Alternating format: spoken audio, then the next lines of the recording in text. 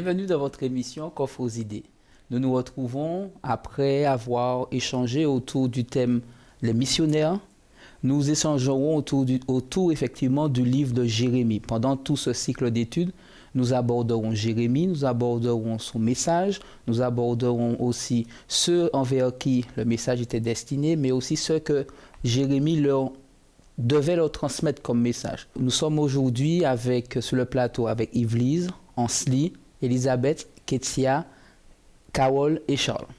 J'espère qu'aujourd'hui vous allez bien, que chacun d'entre vous, vous êtes heureux de partager ce temps d'échange, ce temps de partage autour de ce livre, autour de ce prophète.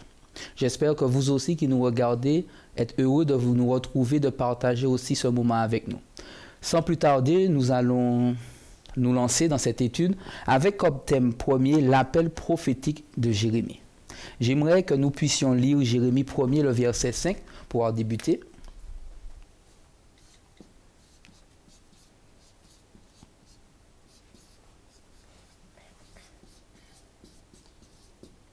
Alors Jérémie 1, verset 5. Avant que je t'eusse formé dans le ventre de ta mère, je te connaissais. Et avant que tu fusses sorti de son sein, je t'avais consacré, je t'avais établi prophète des nations. Merci Charles. L'Éternel qui parle ici dit à Jérémie, je t'avais destiné à être prophète auprès des nations. Qu'est-ce qu'un prophète? C'est quelqu'un qui annonce les oracles de l'Éternel. Quelqu'un qui annonce les oracles de l'Éternel. Mais qu'entendons-nous par oracle? Qui annonce un message donné par Dieu à dire au peuple. D'accord. C'est quelqu'un qui annonce un message de Dieu au peuple, à ceux qui effectivement, que Dieu souhaite reprendre, souhaite interpeller. D'ailleurs, dans Amos 3, le verset 7, il nous est dit, Dieu ne fait rien sans l'avoir d'abord révélé à ses prophètes. Et nous voyons ici un homme, je ne dirais pas un homme. Lorsque nous lisons Jérémie 1er, le verset 5, qu'est-ce qui est dit? Je te connaissais avant même que tu sois formé dans le ventre de ta mère et je t'avais mis à part pour servir avant même que tu sois né. Que vous inspire aujourd'hui la lecture de ce passage? Ben, on voit que Dieu, c'est quand même extraordinaire. En fait, avant même que Jérémie ne vienne au monde, il avait déjà une destinée, quoi. On savait déjà ce qu'il allait faire quelle aurait été sa mission. D'accord. Pour vous, est-ce une bonne ou une mauvaise chose qu'avant même qu'on soit né, notre destinée soit déjà tracée ainsi? Ça montre qu'on n'est pas n'importe qui. Dieu n'a pas attendu qu'on soit venu à l'existence pour penser à nous. Avant même qu'on soit là, il programmait déjà notre avenir. Donc on est important pour lui. D'accord. Donc de fait, si Jérémie, lui, était important pour Dieu à ce moment, nous aussi, avant même que nous soyons nés, nous avions déjà une destinée programmée et nous sommes de fait importants aux yeux de Dieu. N'est-ce pas une bonne nouvelle pour chacun d'entre nous ce matin? Bien sûr. Et je crois que ça devrait nous permettre, lorsque les choses vont mal, de pouvoir trouver une énergie renouvelée afin de pouvoir redémarrer. Je dis, j'ai de la valeur aux yeux de Dieu et c'est pourquoi je ne dois pas me laisser abattre.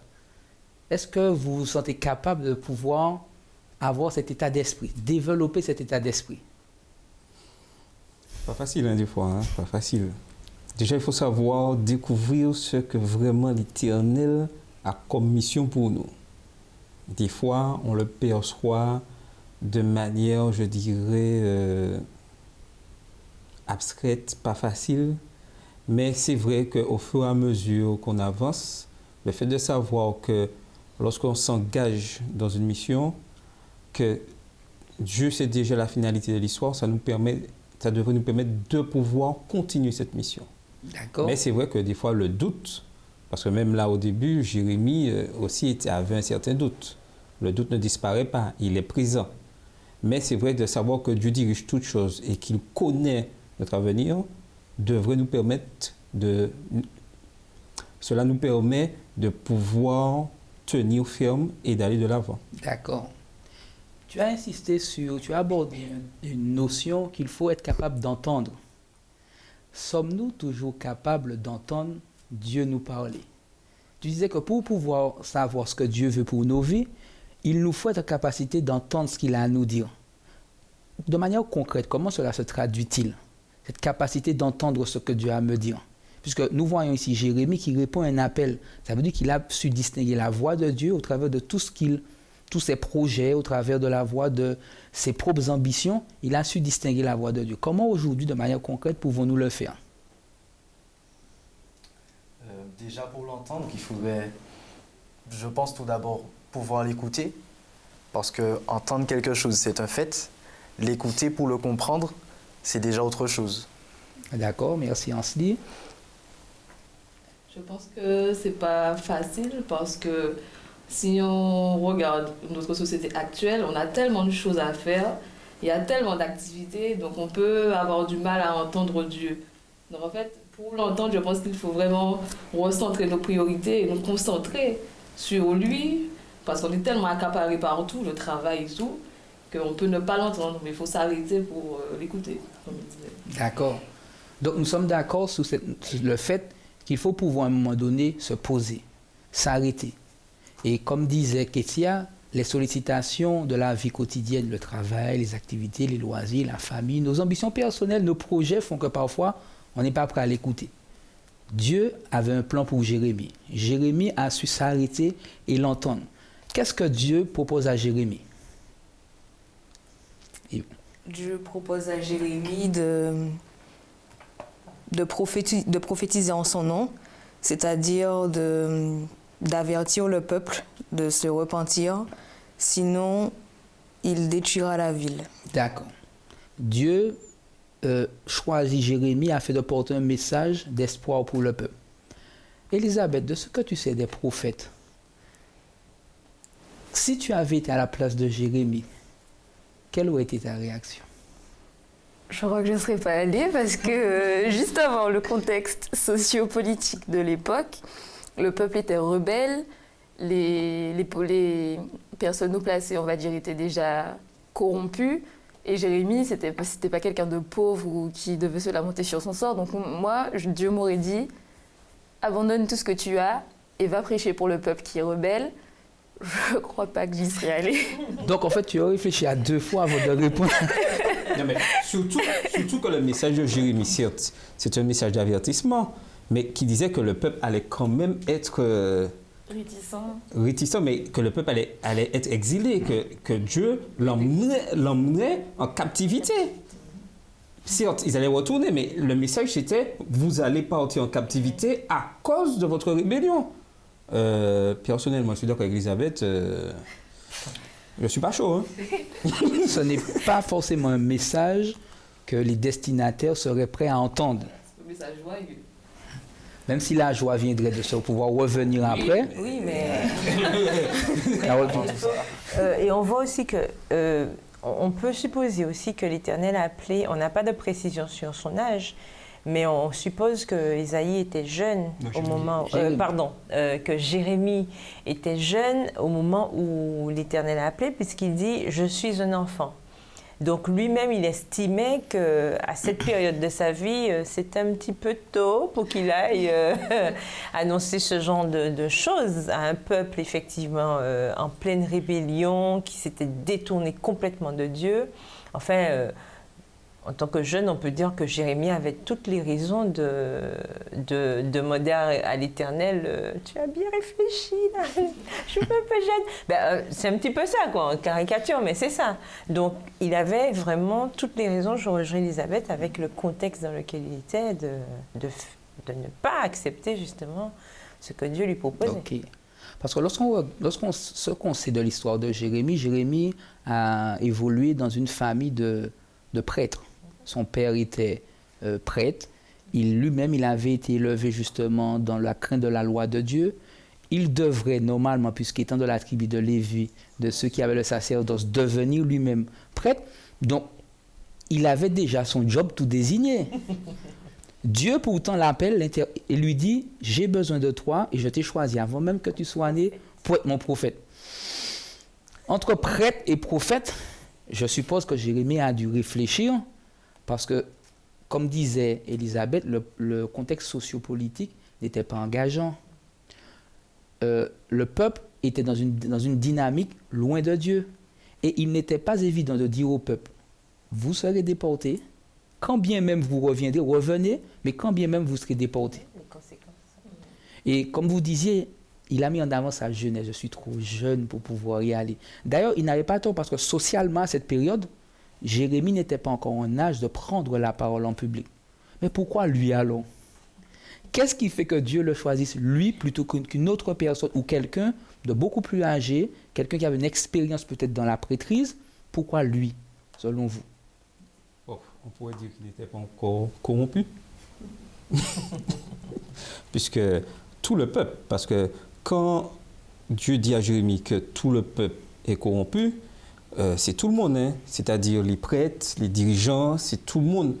Et je pense que Dieu choisit Jérémie, parce qu'ils sont déjà de la tribu de Lévi, tribu qui est destinée à servir l'Éternel, mais aussi de sa jeunesse, parce qu'il n'a pas encore connu, je dirais, et cette corruption. Il entend parler, mais il n'a pas vécu encore, puisqu'il est en formation. Donc, je pense que c'est là que l'Éternel choisit Jérémie dès le départ et le prend aussi jeune pour le mettre à son service. D'accord. Est-ce que l'une d'entre vous souhaiterait ajouter quelque chose par rapport à ce que Charles vient de dire?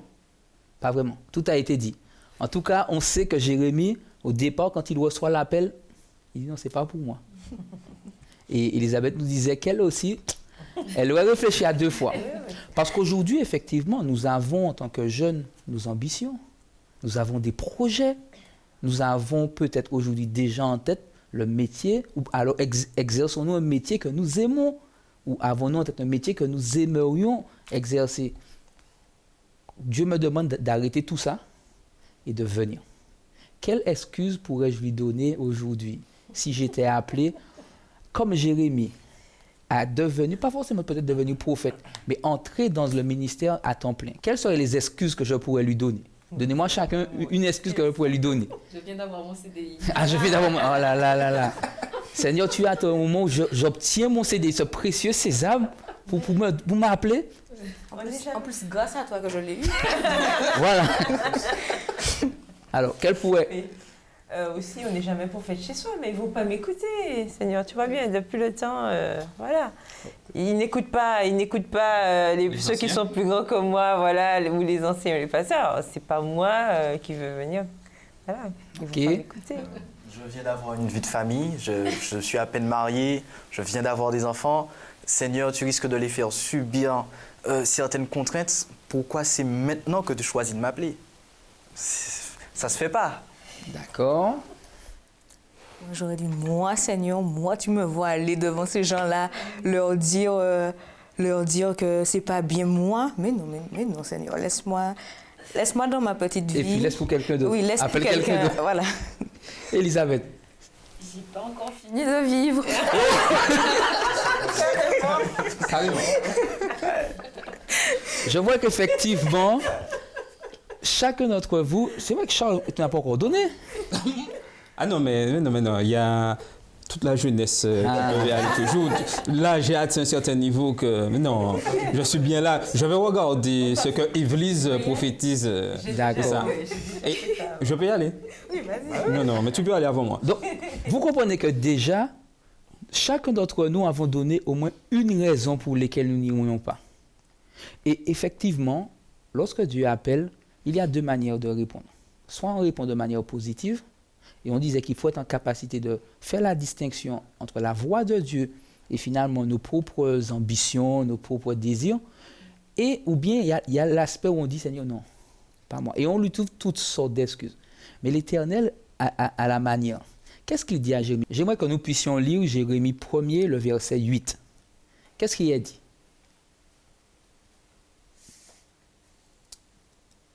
Jérémie 1er, verset 8. Oui. Ne les crains point, car je suis avec toi pour te délivrer, dit l'Éternel.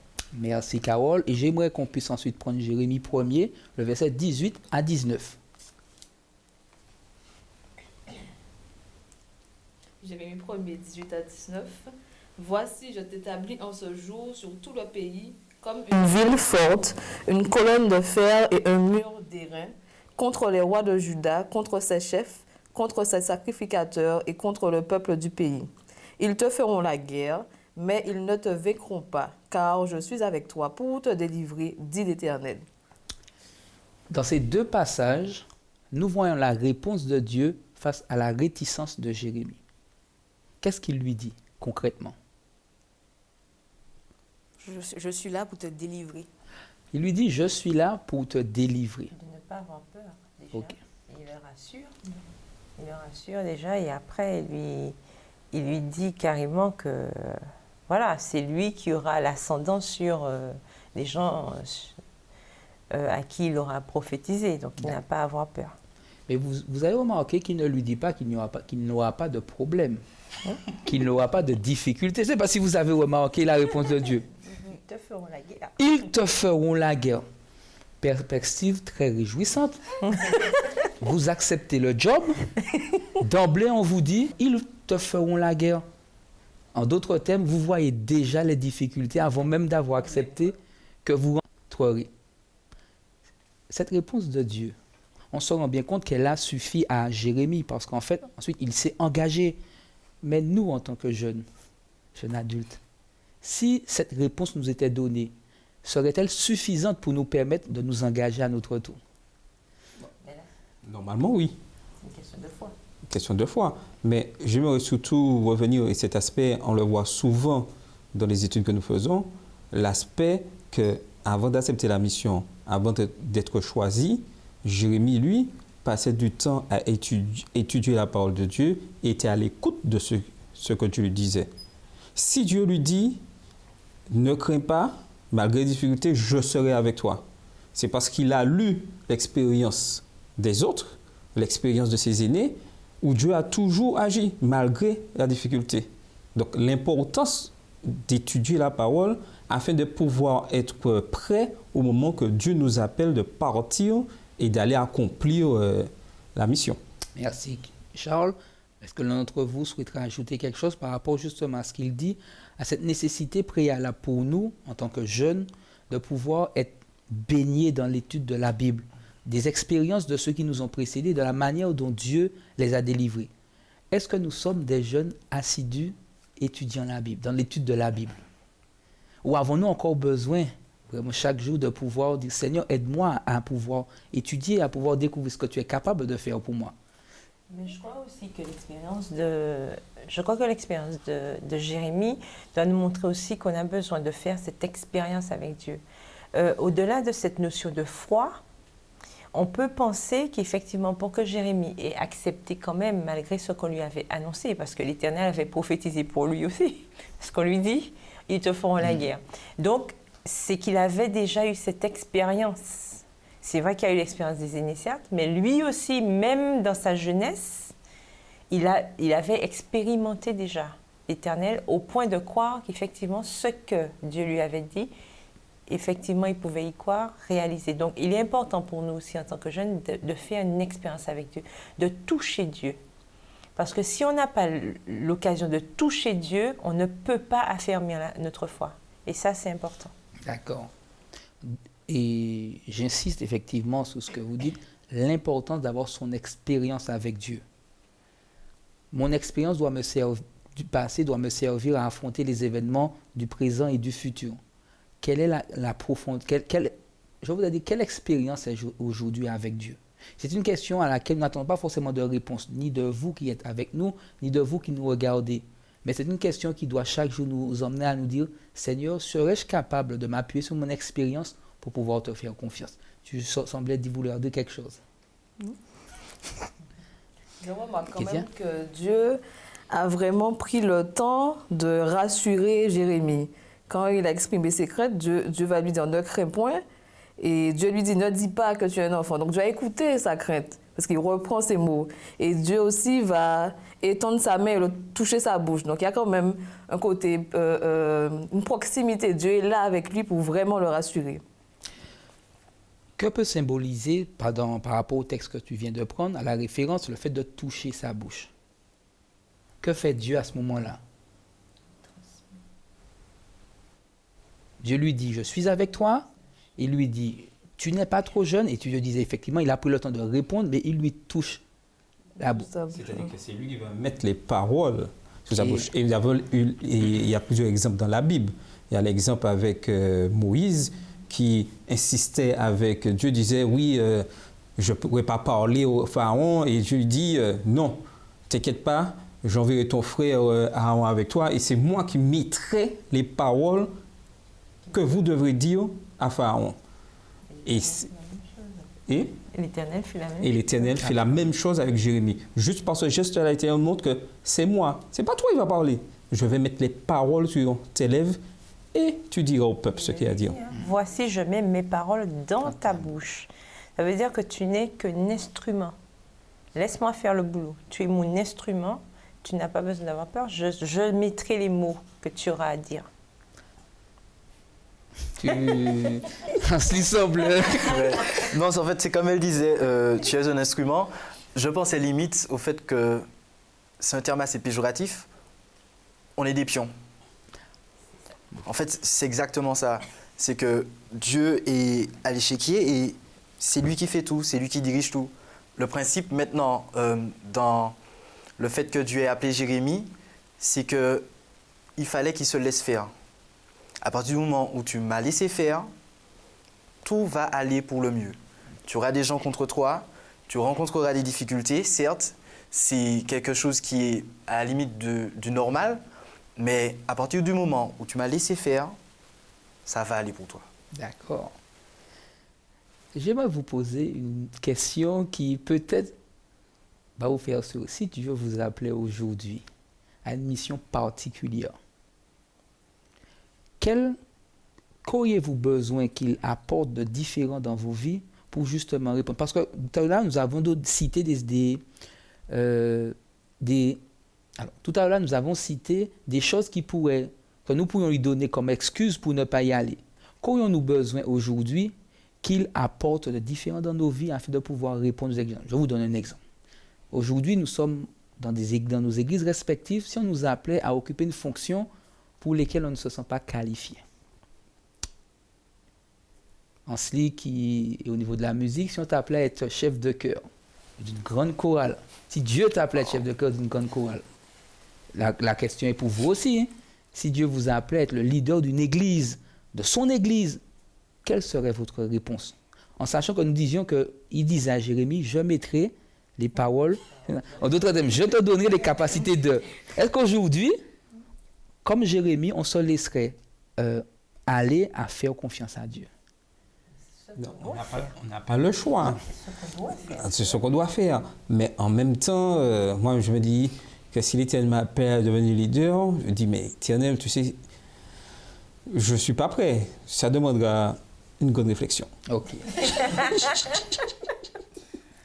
Mais nous comprenons que la meilleure manière pour nous de nous qualifier, c'est de dire oui à Dieu et de le laisser faire.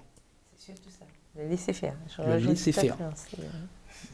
C'est bien facile de dire ça. Non, c'est bien facile de dire ça là, parce qu'en fait, on peut dire Seigneur, je te laisse faire. Et puis, comme il avait dit à Jérémie, malgré toutes les difficultés que tu rencontreras, parce qu'on va en rencontrer, on aura des personnes qui nous diront certainement, qu'est-ce que tu fais là, tu ne sais pas faire. Okay. Tu n'es pas à ta place. On t'a jamais vu faire ça. On te voit là, mais on ne voit pas que ça avance si tellement que ça. Au final, tu as accepté, mais tu fais quoi là? Tu sers à quoi? Au final, on va se dire, Seigneur, tu m'as appelé. Finalement, j'ai des personnes qui sont contre moi, qui me disent que je ne sais pas faire. Concrètement, Seigneur, là, maintenant, qu'est-ce que je fais? Mais justement, c'est la réponse à cette question que nous sommes invités à trouver avec l'aide de Dieu. Parce que pour pouvoir tenir dans le ministère, répondre au ministère et tenir dans le ministère, quel qu'il soit, il nous faut trouver la réponse. Comment faire pour dépasser cette idée d'insuffisance qui est la mienne, cette idée d'incapacité, et laisser Dieu, dans ma vie, me montrer que je suis capable de faire avec son aide. Rappelons-nous que l'œuvre que Dieu nous appelle à faire est un travail de collaboration. Il y a notre part, et puis il y a celle que Dieu fait. Sommes-nous prêts aujourd'hui à laisser Dieu faire? Jérémie était prêt à le faire. Est-ce que nous, aujourd'hui, nous souhaitons laisser Dieu faire? Oui. Oui. C'est pas facile. Mais moi, je reconnais que je suis prêt. C'est vrai que l'engagement auquel Dieu va m'appeler, je l'accepterai et je ferai tout avec son aide pour pouvoir réussir dans cette mission. Pas facile, mais je réponds oui, Seigneur. Ok.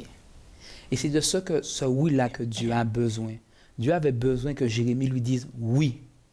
Dieu a eu besoin qu'Ésaïe, lorsqu'il dit « j'ai besoin d'un homme », qu'est-ce qu'Ésaïe a répondu ? « Me voici, envoie-moi ». Et Dieu a besoin que chacun d'entre nous, que nous soyons disposés à lui dire oui, que nous soyons conscients effectivement que nous sommes limités parfois, que nous avons des incapacités, mais Dieu souhaite simplement nous dire « accepte la mission que je te donne ».